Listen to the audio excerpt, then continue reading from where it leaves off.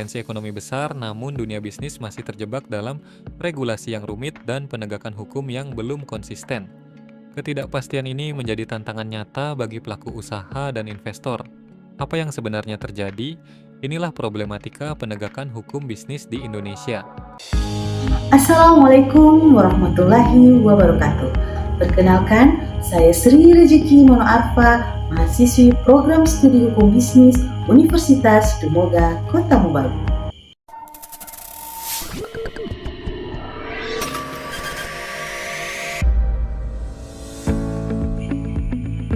Video presentasi yang akan saya sampaikan kali ini untuk memenuhi tugas mata kuliah Hukum dan Pembangunan Bisnis di bawah bimbingan Ibu dosen pengampu yang terhormat Ibu Natalia Zachiko Moses, SH.M.H.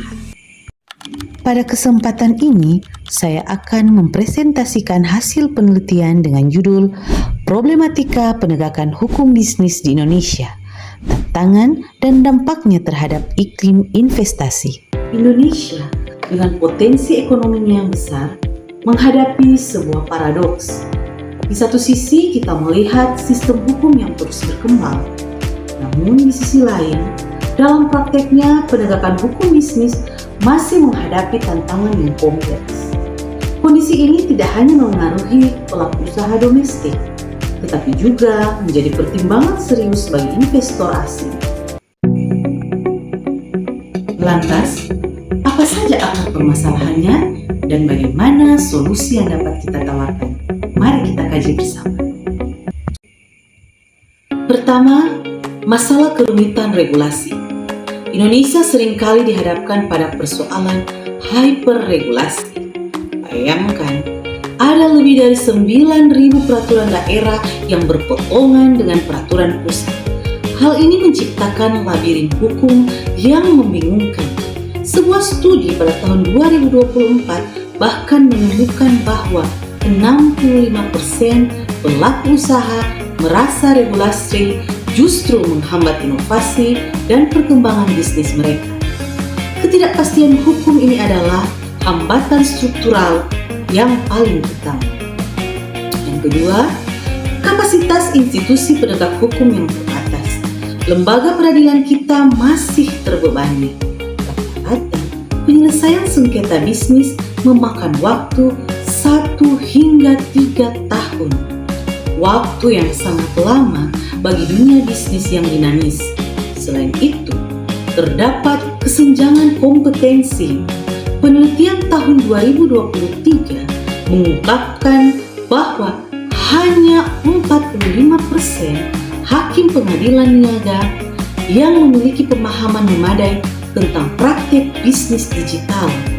Hal ini diperparah dengan koordinasi antar lembaga yang belum optimal. Yang ketiga, efektivitas penegakan hukum di tingkat praktis. Tantangan ini paling terasa di akar rumput, khususnya bagi UMKM. Data menunjukkan hanya 15% UMKM yang mampu mengakses bantuan hukum formal ketika bersengketa. Di sisi lain, budaya hukum kita sendiri masih perlu dibangun.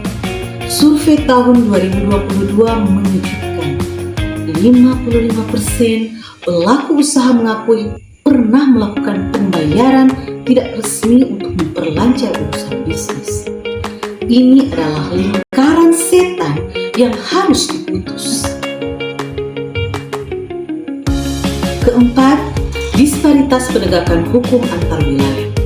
Kesenjangan antara Jawa dan luar Jawa atau antara daerah maju dan yang tertinggal sangat nyata. Biaya kepatuhan hukum di daerah tertinggal bisa mencapai 15% dari biaya operasional, hampir 2 kali lipat dibandingkan di daerah maju.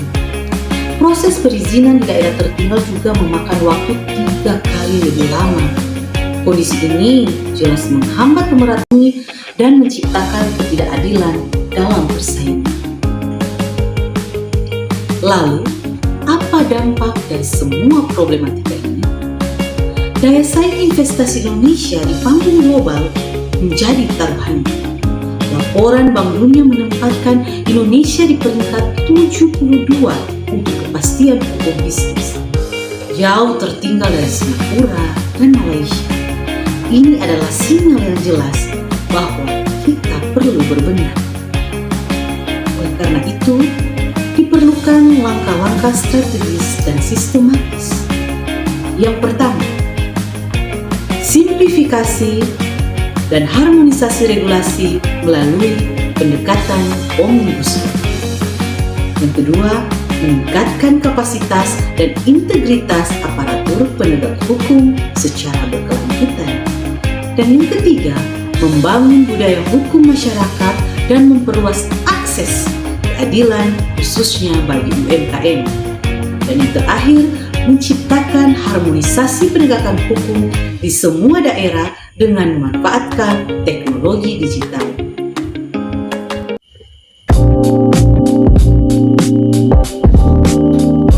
Dengan fondasi hukum yang kokoh dan penegakan yang konsisten, Indonesia dapat menjadi rumah yang nyaman untuk inovasi, investasi, dan pertumbuhan ekonomi yang berkeadilan. Demikianlah presentasi saya, semoga bermanfaat. Wassalamualaikum warahmatullahi wabarakatuh.